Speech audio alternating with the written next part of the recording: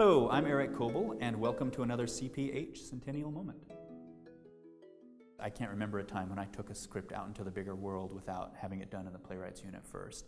And that's how Fairfield came about, was because we did that reading. Once I had written it and I really didn't know, was it too shocking? Was it not shocking enough? Where did it live? I brought it to the playwrights unit and we read it, and that's where Laura Kepley heard it, and then and she said, this is a play that I think we should do on the main stage, which totally caught me off guard. That was not the point of me bringing it in. But it went well enough in that room that she said yes to it. And then I continued to do refinements based on the production that Cleveland audiences will see is based on revisions that came out of that room that evening from notes that were given to me by other playwrights. I wanted to have the freedom, honestly, of fiction.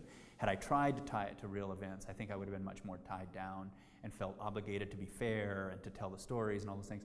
And as it was, I could just go where my imagination went. And so I have deliberately kept myself from, again, the springboard of the attitudes and of our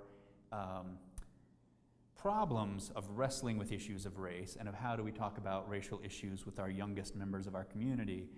That's all true. Those are all going on all the time. Part of my reality is grappling with these, as is with everyone. And I think the stage is a perfect place to grapple with that, to put some of these opinions on stage, to have characters, as I said, say things that are usually said in private and not in public, so that people can see that and then respond and think, well, I'm not that bad, or oh my God, I said that yesterday, or I didn't know anyone thought that, or oh good, someone else thinks that, or whatever they're going to respond to it. At least start the conversation that way. The only way I was able to go into the story was with two guiding posts. One was that I was trying to think like an actor in terms of what do the characters want. These are parents, they want the best for their kids. The kids are not behaving in an appropriate way. The parents are not necessarily well equipped to deal with questions of race with their young children, 6-year-olds and people like that. It was looking at it from their desire and thinking of that as a universal thing, that I do understand. I may not understand what it's like to be black in this society. I do not understand what it's like to be a black man or a black woman in this society, but I know what it's like to be a parent in this society. I know what it's like to, again, to try to navigate those conversations about race. Being a white person, I know that end of it well.